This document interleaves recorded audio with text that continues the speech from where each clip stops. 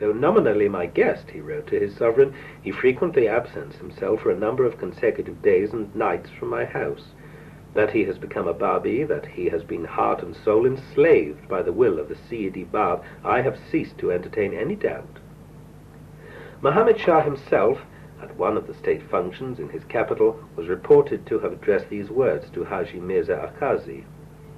We have been lately informed that Sayyid Yahya-i Darabi has become a Bab'i. If this be true, it behoves us to cease belittling the cause of that Sayyid. Hussein Khan, on his part, received the following imperial command: It is strictly forbidden to any one of our subjects to utter such words as would tend to detract from the exalted rank of Sayyid Yahya-i Darabi. He is of noble lineage, a man of great learning, of perfect and consummate virtue. He will in no circumstances incline his ear to any cause unless he believes it to be conducive to the advancement of the best interest of our realm and to the well-being of the faith of Islam. Okay, so here we're talking about Sayyid Yahya Darabi, just going back a few pages. There was an emissary from the Shah to really come. He was part of the court, and he was a learned person, and everybody there had a very high regards regarding his knowledge and his impartiality. So Shah sent him to Shiraz, and he went to the house of Hussein Khan, which was the governor of Shiraz, and he's supposed to be there, but he ended up visiting Bab a few times, but mostly spending his time with the Bab, not with the ulama, because Hussein Khan's idea was to get this person from Tehran, from the Shah, and band with the ecclesiastical structure there to plot against Bab, to prove that he's really an imposter, and so on and so forth, and the reverse had occurred. So for him not to make Hussein Khan more suspicious, he came back to Hussein Khan's house, but he sent a letter to the Shah. Says, what are you talking about? This guy has become a Bab'i already, and you better do something. And then Shah was quite upset and said, look, anyone that basically tried to degrade his position would be against the court, try to quash the problems that Hussein Khan was trying to create for Sayyid Yahya Darabi. So that's the little bit of the previous segment, so we understand who the players are. Upon receipt of this imperial injunction, Hussein Khan, unable to resist me openly, strove privily to undermine my authority. His face betrayed an implacable enmity and hate. He failed, however, in view of the marked favors bestowed upon me by the Shah, either to harm my person or to discredit my name. I was subsequently commanded by the Bab to journey to Burujird, and there acquaint my father with a new message. He urged me to exercise towards him the utmost forbearance and consideration. From my confidential conversations with him, I gathered that he was unwilling to repudiate the truth of the message I had brought him. He preferred, however, to be left alone and to be allowed to pursue his own way.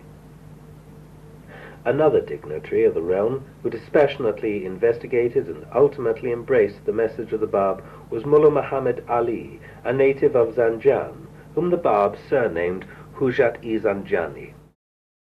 He was a man of independent mind, noted for extreme originality and freedom from all forms of traditional restraint. He denounced the whole hierarchy of the ecclesiastical leaders of his country, from the Bab'i Arba'i down to the humblest mullah among his contemporaries. A reference says of the Bab'i Arba'i, literally meaning the four gates, each of whom claimed to be an intermediary between the absent imam and his followers. He despised their character, deplored their degeneracy, and expatiated upon their vices. He even, prior to his conversion, betrayed an attitude of careless contempt for Sheikh Ahmadi Asai and Sayyid Kazimi Rashdi. He was so filled with horror at the misdeeds that had stained the history of Shia Islam that whoever belonged to that sect, no matter how high his personal attainments, was regarded by him as unworthy of his consideration. Remember that there were 4 gates after the 12th Imam passed. So these were people that supposedly were talking to, when the 12th Imam was absent, they were talking to him and relating. So he said he even denied those. Not infrequently did cases of fierce controversy arise between him and the divines of Zanjan, which, but for the personal intervention of the Shah, would have led to grave disorder and bloodshed. He was eventually summoned to the capital and, in the presence of his opponents, representatives of the ecclesiastical heads of Tehran and other cities, was called upon to vindicate his claim. Single-handed and alone, he would establish his superiority over his adversaries and would silence their clamor. Although in their hearts they dissented from his views and condemned his conduct, they were compelled to acknowledge outwardly his authority and to confirm his opinion.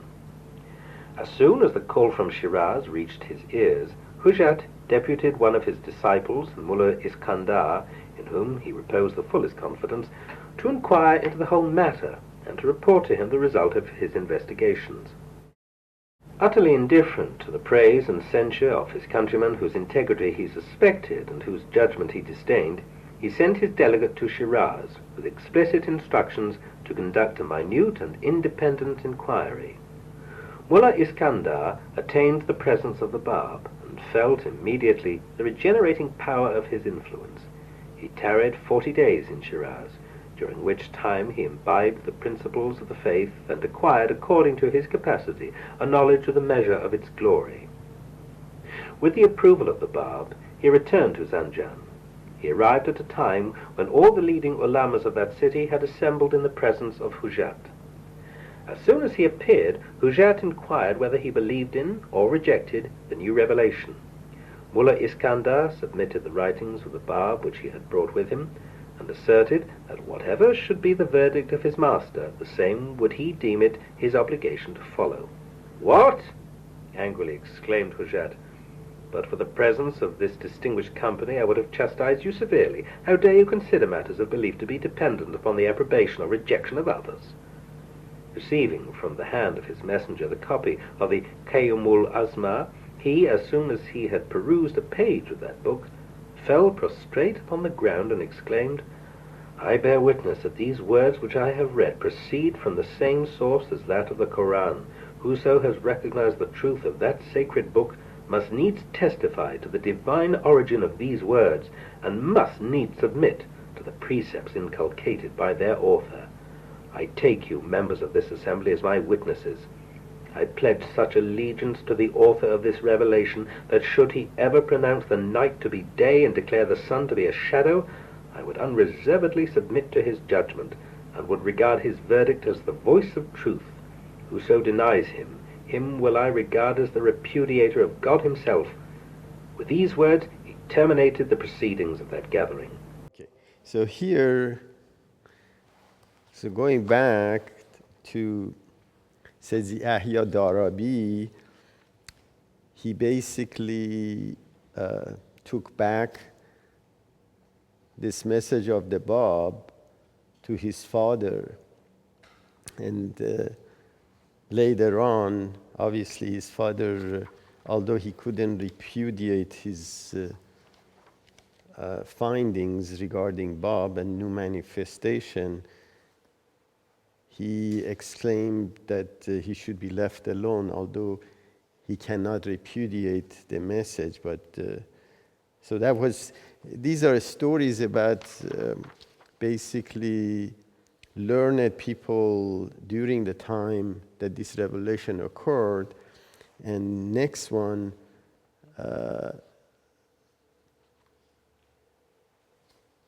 was Hujjat Zanjani, which is really now, these are very learned people that really saw the degradation of the religion after the 12th Imam. So many of these guys, although they were very Shiites, and a lot of them were very astute in understanding the Quran and the Islamic culture.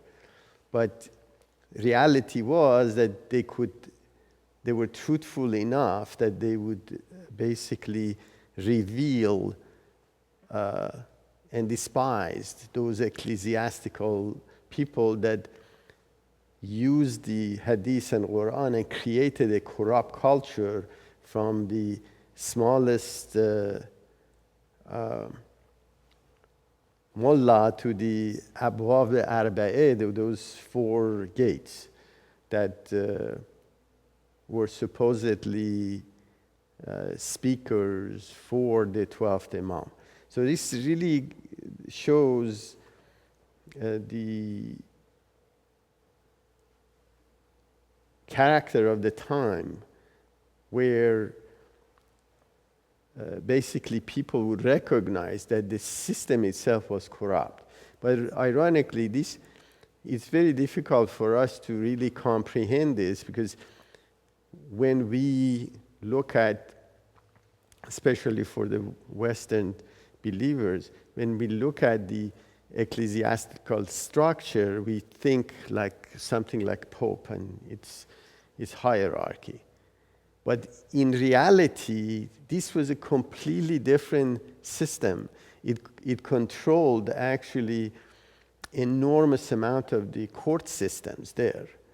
Even so, the influence of the ecclesiastical structure in the society was enormously high. So all the basically... Could you say that in many ways, in the core structure of Iran at the time, there was little distinction between like a political leader and a religious leader? They were the same. Oh, the religious leader had much more power, because there was no political system. Everybody was assignee of, or one of the king's offsprings. So you look at the 2 structures. One was the ecclesiastical structure, that they had their hands in collecting tax from a religious point of view. And then you had these appointees of the king that were in different cities and running financially or the system itself. So, but actual courts, like a judicial court, were all ecclesiastical. It was a religious court that were edict. So somebody, and it was interesting. Abdul-Baha has a very interesting view of this, and there's a book called Risale Madaniyeh. I'm not sure what's the English Abdul-Baha's book.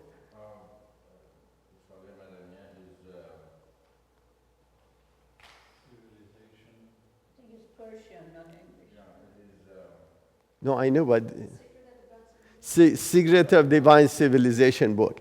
So it's interesting. He is actually describing the situation. He said, look, what was happening is that, let's say 2 people had a financial or let's say inheritance problem, and then they would go to one court, which was supposedly one of these mujtahid that could give edicts. And if they didn't like the guy that had more power, if they didn't like it, they would go to some bigger church, bigger court with a bigger turban, and the guy would reverse it. So they pay off. So it was a chaos in the environment. So imagine that you could buy your edict. As long as you had power and money, you could reverse anything. So, well, so when we're looking at these events that occurred at the time, we need to look at it from a point of view that these priests, or basically mullahs and mujtahid, has so much power, and they had their own basically followers too. A lot of them had their own basically people with sticks that they would go and implement. So it was a very chaotic environment and these stories occur where people that arose and saw the corruption, both in the ecclesiastical and the political system, and really going against them. So imagine you put your property, although they were Shiites too, they were Muslim, you would put your property at jeopardy, your family at jeopardy, your life at jeopardy, because you were going against the entire system. I have a question on that line. This Mullah Muhammad Ali, who's Rishad Ishani, he, before even talking with Bob or becoming, influenced by that particular faith, he already denounced the hierarchy. He already despised their character, their degeneracy, etc., etc.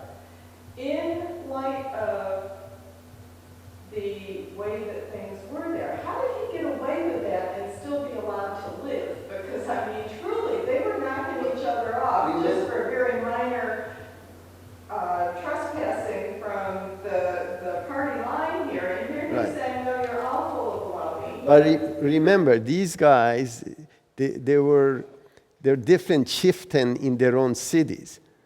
So they had their own followers too. So you're looking at, as long as you didn't disrupt other territories, then you were pretty safe. The minute you would come out of your environment, you were a troublemaker. So you're saying that he had his own band of followers? Oh, of course. And they rejected everything. Right. But a lot of them had this, although they weren't part of the system. It was like Luther, right? When he came in, he basically denounced the Catholic hierarchy, or not Catholic, but in general, the ecclesiastical hierarchy, and said, look, people should read Bible. You don't need somebody else to interpret Bible, and you should print the Bible, give it to everybody, and they should read it for themselves. And then he stuck that was 85 edicts to the door of the church and said, look, these are the God-given right of every individual to be able to read and interpret the Bible for themselves. So these are very similar movements, not in terms of deviating and creating branches of Islam, although even within Islam, even within Shiite, there are 70-some sects within the Shiite doctrine. So he was tolerated. No, of course. As long as you see that's right. But the whole process here is that he, even because he saw Sheikh Ahmad and Sayyid Kazim Rashti, which was a Sheikhi movement. Remember, that was the strongest movement going against the traditional Shiites, was Sheikhi movement, although they were Shiites too. But they were saying that, look, the Messiah or return of Imam Hussein or return of Jesus is imminent. So he was even against those because he was thinking that these guys are making things up in general, because he thought they're the learned people also. But from this paragraph obviously shows that he sent one of his disciples to talk to Bab, and then he brought one of his students came back and really brought the Qayyum al-Asma, and he presented this book, and this is really the important part of the whole paragraph, relates to, he presented this book to Hujjat Zanjani and said, look, if you read this and believe in this, and then I'll believe whatever you believe, right? So this is really the crux of what he said. The Hujjat says that, who are you? You're supposed to, everyone has to supposed to find the Messiah by themselves. And this is really The issue is whether tradition or the hierarchy of the status in the ecclesiastical structure should dominate thinking or decision making, or individual supposed to learn it for themselves. And this is really the key edict. And he recognized this also. And these are bases of Baha'i religion, where my actions, my belief belongs to me, and I'm not safe if my leader would follow a doctrine. If I followed, I would be absolved of the consequences. Which this was basically, the hierarchy was the dominant factor in the society at the time. Like Sufis say, well, if my murshid or the leader of the group would say something, if I did it, I'm absolved of the consequences because he told me. Ironically, we were discussing this morning, the same problem exists today because they're practicing the same corrupt system that existed in the 19th centuries today, and you see the result of it. People blindly follow their leader, and the key about this paragraph, the most learned person in Zanjan, which he had his own, he was saying that you can't do this to his own student. You have to recognize or accept it yourself, and you can't absolve your obligation by saying, if my teacher would accept it, then I'll accept it too. So these are the key elements, and you see this movement from this basically methodology that existed at the time to completely the new modernity that Baha'i religion brought in, which is practiced now all over the place. We have, in the preceding pages, referred to the expulsion of Qudus and of Mullah Sadiq from Shiraz, and have attempted to describe, however inadequately, the chastisement inflicted upon them by the tyrannical and rapacious Hussein Khan. A word should now be said regarding the nature of their activities after their expulsion from that city. For a few days they continued to journey together, after which they separated, Qudus departing for Kirman in order to interview Haji Mirza Karim Khan, and Mullah Sadiq directing his steps towards Yazd, with the intention of pursuing among the ulamas of that province the work which he had been so cruelly forced to abandon in Fars. Qudus was received upon his arrival at the home of Haji Syed Javad-i Kirmani, whom he had known in Karbila, and whose scholarship, skill, and competence were universally recognized by the people of Kirman. At all the gatherings held in his home, he invariably assigned to his youthful guest the seat of honor, and treated him with extreme deference and courtesy.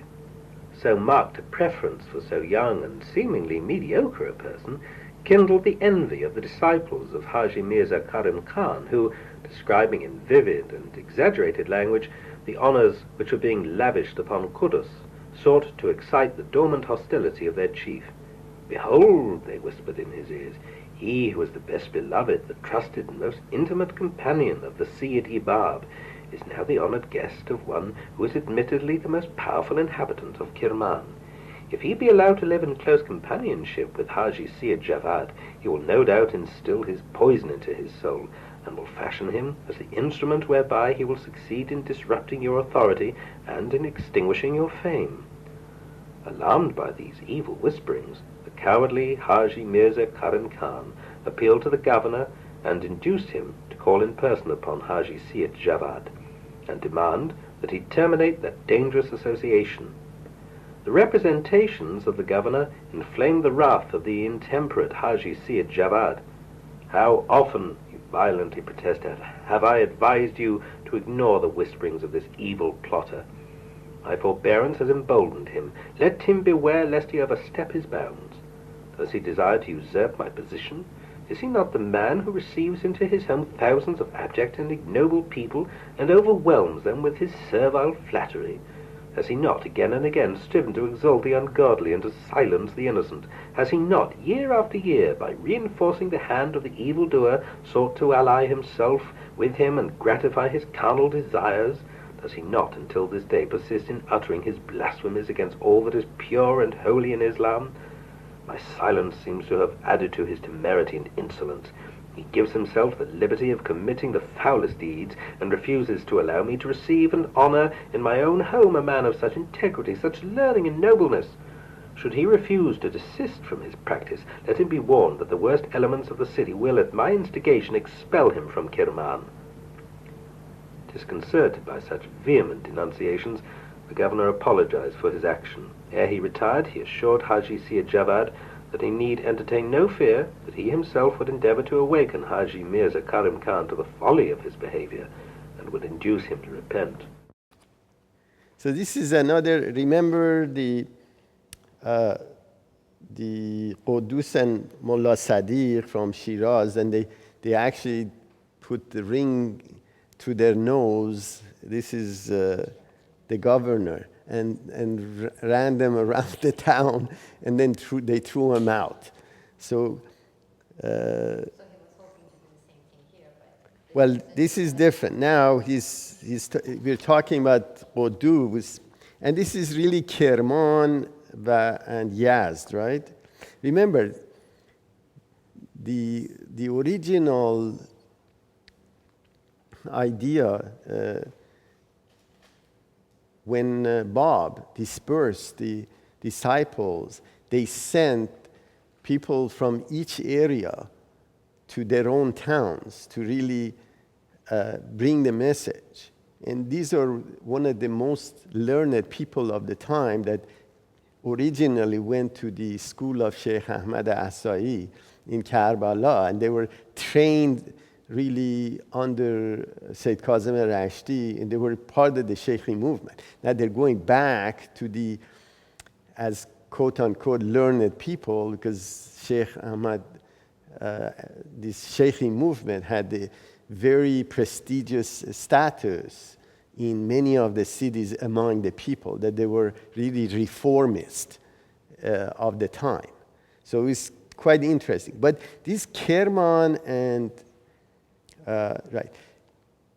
Kerman and Yazd, these are mostly, I think, was original Zoroastrian towns, and they had caste systems of the. Sorry. Right. So you have to keep in mind the twist in the story where most of them actually were forced to become Muslim. Now, at the time when the Islam came to Iran, but they still had those caste system hierarchy in their blood, in their culture. They are the most resistant cities for Right. every other city has force, but they resist. Initially, right. But a lot of their once they accepted Islam, then they became zealot also. So they're to a point where actually they martyred a lot of Bab'is in those towns because of this basically mixture of the older caste system that they had with this Shiite doctrine that they adopted generally. So it's quite interesting from a political point of view, and obviously, again, as you see, the mujtahid of the town was in conflict with a reformist, and he was plotting with the governor, trying to basically dislodge him. And because he gave sanctuary to Qudus and said, look, although this guy is a reformist, but he's going to become poisoned by Qudus, and of course the Islam would collapse, and so on and so forth. So these are the whole political schemes and collaboration of the ecclesiastical structure to grab power and make sure nobody else encroaches in their territory. And interestingly, when they people were coming to his house for the new messages, and then basically the structure and the guy, this I think was Sayyid Karim Khan, and this is the ecclesiastical head at the time, was trying to see, okay, his popularity is diminishing, so he needs to do something. So these are stories as far as skirmishes that were occurring to really grab followers were happening all the time. And of course, when this reformist answered the governor and say, look, I'm entertaining people in my own home and nothing is happening, and then the governor obviously didn't want to interfere with their process. The Sayyid's message stung Haji Mirza Karim Khan. Convulsed by a feeling of intense resentment which he could neither suppress nor gratify, he relinquished all hopes of acquiring the undisputed leadership of the people of Kerman. That open challenge sounded the death knell of his cherished ambitions. In the privacy of his home, Haji Syed Javad heard Qudus recount all the details of his activities from the day of his departure from Karbala until his arrival at Kerman. The circumstances of his conversion and his subsequent pilgrimage with the Bab stirred the imagination and kindled the flame of faith in the heart of his host, who preferred, however, to conceal his belief in the hope of being able to guard more effectively the interests of the newly established community.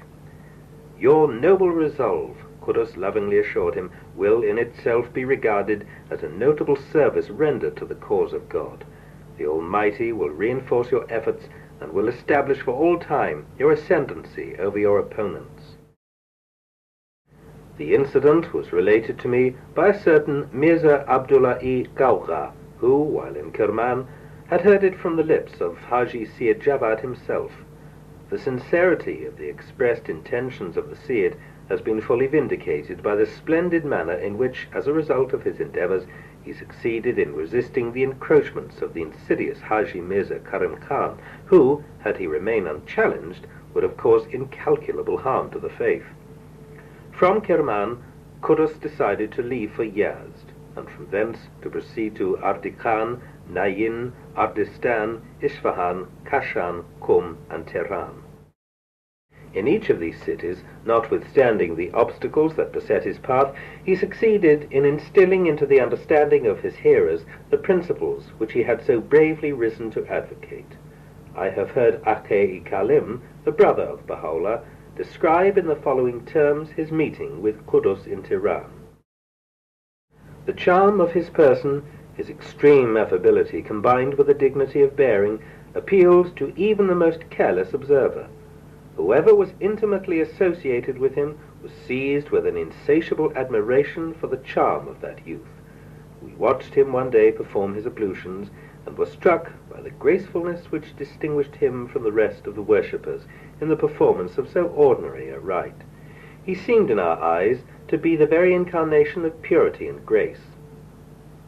In Tehran, Qudus was admitted into the presence of Baha'u'llah, after which he proceeded to Mazindaran, where, in his native town of Bafurush, in the home of his father, he lived for about 2 years, during which time he was surrounded by the loving devotion of his family and kindred. His father had married, on the death of his first wife, a lady who treated Qudus with a kindness and care that no mother could have hoped to surpass. She longed to witness his wedding, and was often heard to express her fears lest she should have to carry with her to the grave the supreme joy of her heart. The day of my wedding, Qudus observed, is not yet come. That day will be unspeakably glorious, not within the confines of this house, but out in the open air, under the vault of heaven, in the midst of the Sabzi Maidan. Before the gaze of the multitude, there shall I celebrate my nuptials and witness the consummation of my hopes. 3 years later, When that lady learned of the circumstances attending the martyrdom of Qudus in the Sabzi Maidan, she recalled his prophetic words and understood their meaning. Qudus remained in Bafurush until the time when he was joined by Mul Hussein after the latter's return from his visit to the Bab in the castle of Maku. From Bafurush they set out for Khorasan, a journey rendered memorable by deeds so heroic that none of their countrymen could hope to rival them. Okay. So this is really a story of Qudus and how he traveled and propagated the message of the Bab. And ironically, personally, what happened in his immediate family. And interestingly, Sabzi Maidan was actually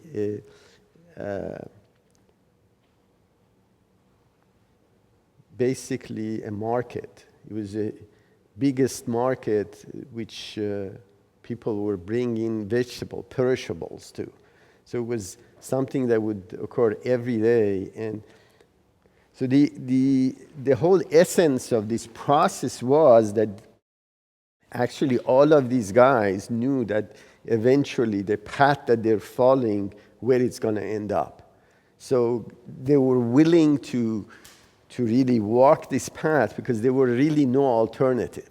And what they were trying to do is basically demonstrate the paradoxical shift that would occur in terms of bringing this message that the old order is terminated and a new order is starting. And you couldn't do this, and Baha'u'llah mentioned this. This type of transformation cannot occur by force.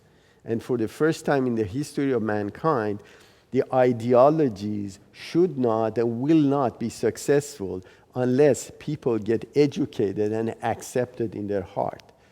And this is really this transition from the old traditional processes is similar to, for example, Christianity didn't get spread until one of the Caesars became Christian and then propagated by force. And they basically went after and destroyed all the Jainism,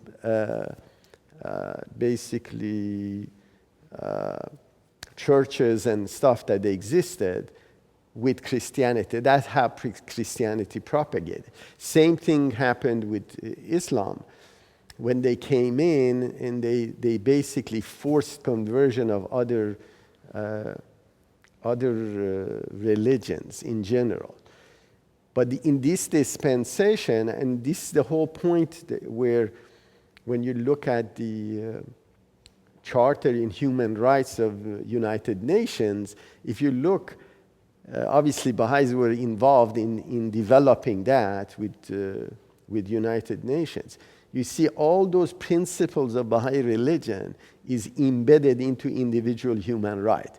Ironically, every country on earth that is part of the UN accepted this individual right doctrine, but they don't really comply with it. So, but these are the key elements where even the start of it, in the future, they cannot say, no one can say that Baha'i religion got propagated through sword, which was the essence of the prior religions in general. So this really clearly shows even propagation of these processes were done through basically education process. I think the other thing that's kind of interesting is this last paragraph. As to Mullah Sadiq, as soon as he arrived at Yazd, he inquired of a trusted friend, a native of Khorasan, about the latest development connected with the progress of the cause in that province. He was particularly anxious to be enlightened concerning the activities of Mirza Ahmad-i Ashgandi, and expressed his surprise of the seeming inactivity of one who, at a time when the mystery of the faith was still undivulged, had displayed such conspicuous zeal in preparing the people for the acceptance of the expected manifestation. Now, this is very interesting. Remember, the whole process of the Bab'i movement was not to have a religion that would last for eternity. The whole process of this twin manifestation was to prepare, actually. At the time was mostly Muslim or Shiites, because it came out of that system, to accept the new revelation. So they were just a preparatory process that they went through to prepare people for the acceptance of this completely new shift. As you recall, the Baha'is believe in the first cycle, which is from Adam to Bab, which is termination of the Islamic doctrine. A new cycle of revelation would occur, which would last 500,000 years, which starts with Baha'u'llah. So the whole process is a complete paradigm shift of the ideology of the past and adopting basically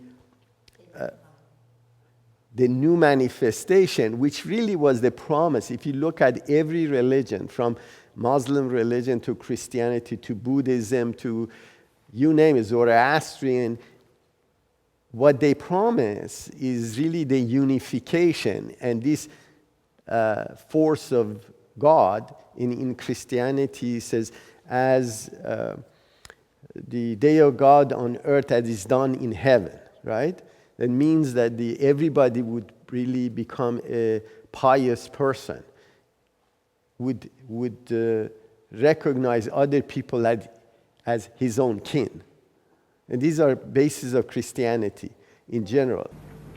Mirza Ahmad, he was told, secluded himself for a considerable period of time in his own home, and there concentrated his energies upon the preparation of a learned and voluminous compilation of Islamic traditions and prophecies relating to the time and the character of the promised dispensation.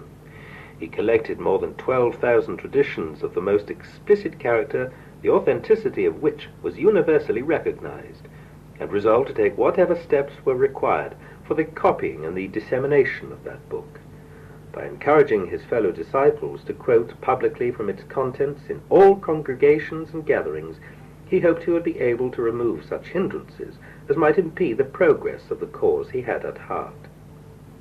When he arrived at Yazd, he was warmly welcomed by his maternal uncle, Sayyid Hussein-i Ajghandi, the foremost mujtahid of that city, who, a few days before the arrival of his nephew, had sent him a written request to hasten to Yazd and deliver him from the machinations of Haji Mirza Karim Khan, whom he regarded as a dangerous though unavowed enemy of Islam.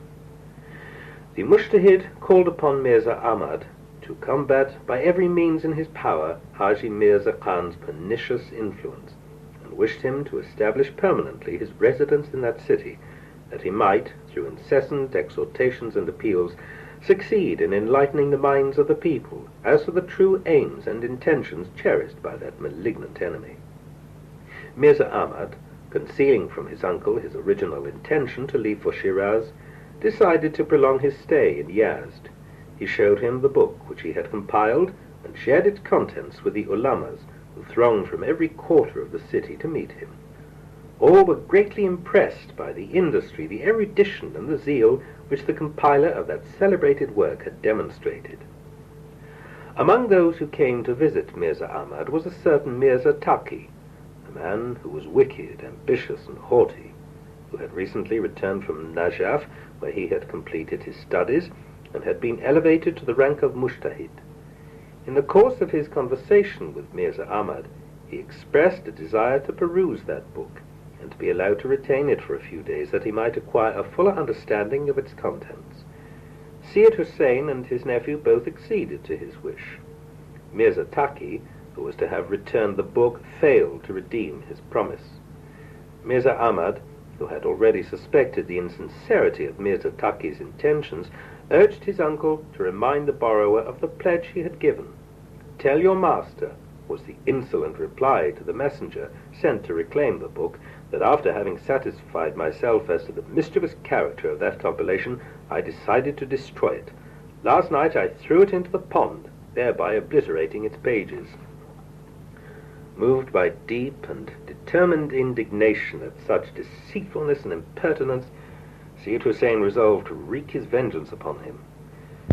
Mirza Ahmad succeeded, however, by his wise counsels, in pacifying the anger of his infuriated uncle, and in dissuading him from carrying out the measures which he proposed to take. This punishment, he urged, which you contemplate, will excite the agitation of the people and will stir up mischief and sedition. It will gravely interfere with the efforts which you wish me to exert in order to extinguish the influence of Haji Mirza Karim Khan. He will undoubtedly seize the occasion to denounce you as a Bab'i, and will hold me responsible for having been the cause of your conversion. By this means he will both undermine your authority and earn the esteem and gratitude of the people. Leave him in the hands of God. So these are really, Mullah Sadiq was inquiring regarding events that occurred in Yazd and followed one of the disciples, Mirza Ahmad Azgandi, that how he penetrated and wanted to really prepare people of Yazd to receive this new message. And of course, the same process occurred where the Mirza Karim Khan, Haj Mirza Karim Khan, which was the, again, Mujtahid of Yazd, was threatened by the presence of this particular person. So this Mirza Ahmad stayed with his uncle, and then he wanted to go to Shiraz, and then he prepared basically the hadith, many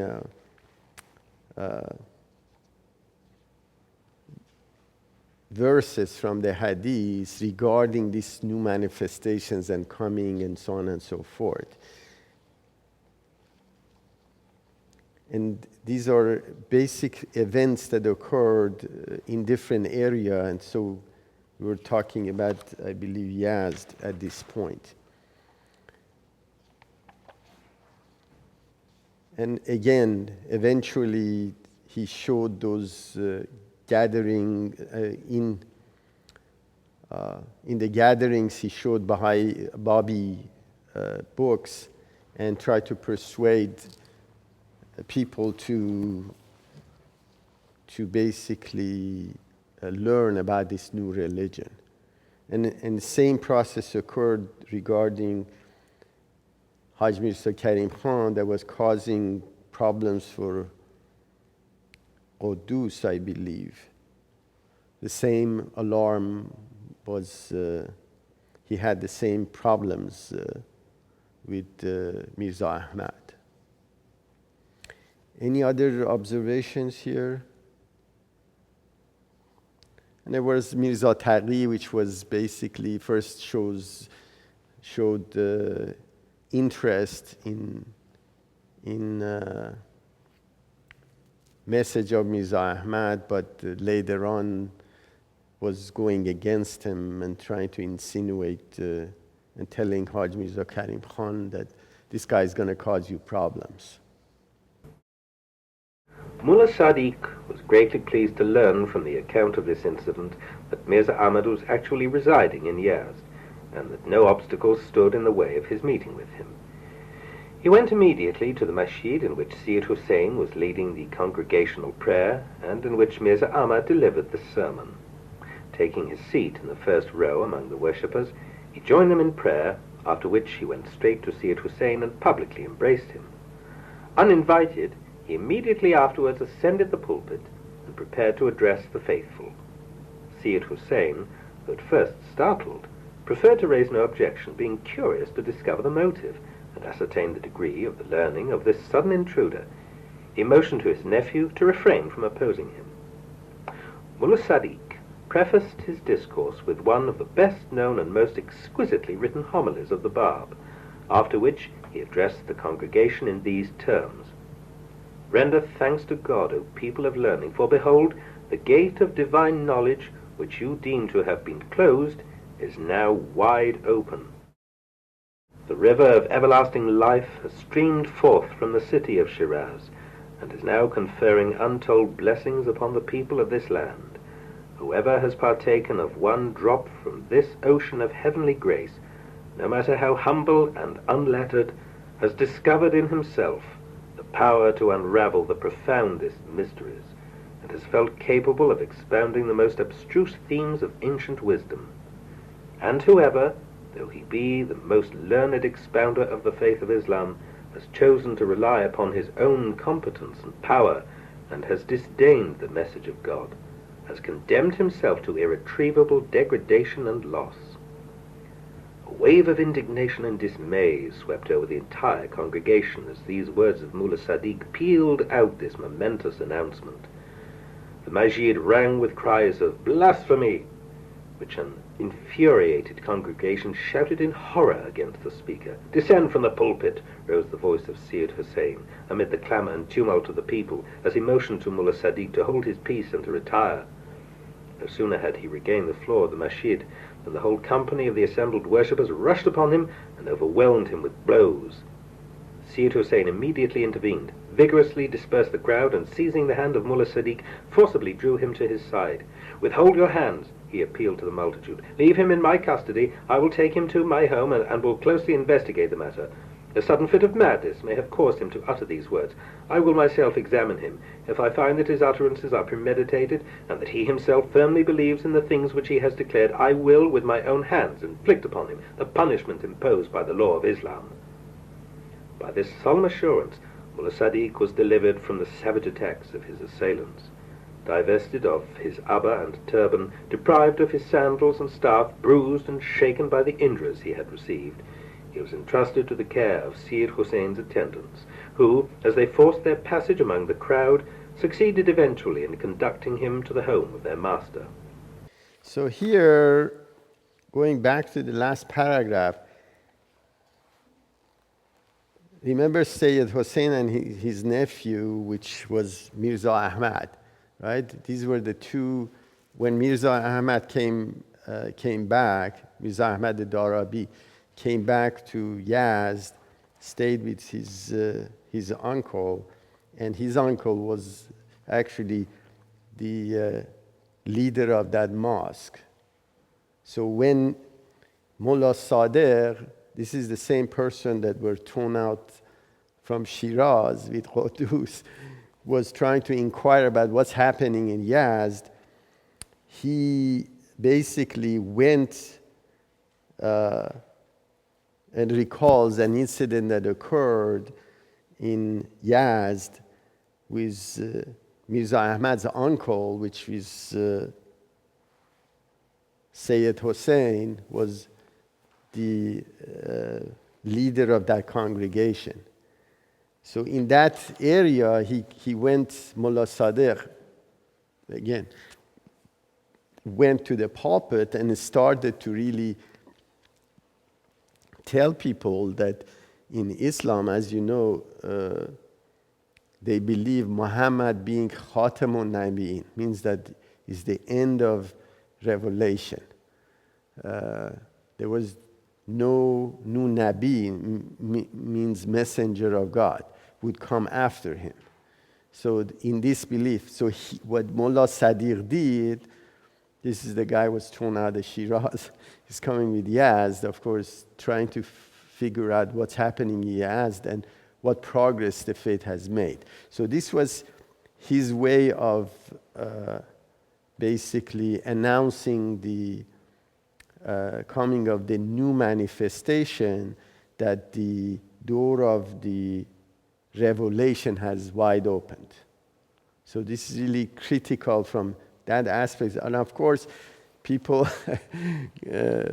were quite upset, and they started beating him up. And I think Mirza Ahmad was there as well that day, generally. And then later on, basically, Sayyid Hussein, remember this is Sayyid Hussein. The reason they couldn't overrun him, although he was the leader of the pulpit that mosque at the time, he was a Sayyid. He had a green turban. Right, so he's descendant of Muhammad. That's why the people, the followers, although were very upset, they would submit to his edict. I said, look, I'll take care of him, and although this Sayyid Hussein wasn't a Bab'i at all. His nephew was Mirza Ahmad was the guy that his nephew was basically propagating Bab'i religion in general. So he basically intervened, but they beat Mullah Sadr, and then he said, I'm going to go and investigate his message, and if because he was the Sayyid, he says, if he's saying things that are against Islam, I would inflict the highest punishment possible on him. So he basically saved his life, otherwise they would have torn him into pieces. Yeah, so it's quite interesting. But the whole point I was trying to make in this paragraph relates to being a Sayyid. So when you're talking about the Sayyid, which was descendant of Muhammad, they had a lot of power over people. So it wasn't just a degree that they would acquire. And that's why he could control the crowd, because it says, I'm representative or descendant of Muhammad in general. We're getting to a close. Any questions? Please stop me if you have any questions or any references to the content that we're reading. But it's quite interesting, and you see the elements, the problems that the culture existed at the time. Now they're trying to practice the same culture during the 1840s and 19th century. They're trying to practice today, and you see the causes of ill that is causing in the entire world. Even United States is afraid of these zealot Muslims that they're interpreting laws of 1,500 years ago and trying to create even states that practices that antiquated culture. That's right. So now you see what ills happens if you take a roadmap, a blueprint of 1,500 years ago and try to find your way. It's not possible. I have a good... if you take a 18th century Manhattan map and try to find your way, obviously you're going to get lost, right? So that's the reason people try to apply laws, not spiritual laws, but actually human interaction laws, because as Baha'is believe, all the spiritual laws and virtues, beginning from Adam to Baha'u'llah, hasn't changed. So it's not that Muhammad is right and Jesus is not, or Jesus is right and Moses is not. These are same messages that is being propagated for education of humanity, and Baha'u'llah is a new manifestation which presents the entire spiritual message of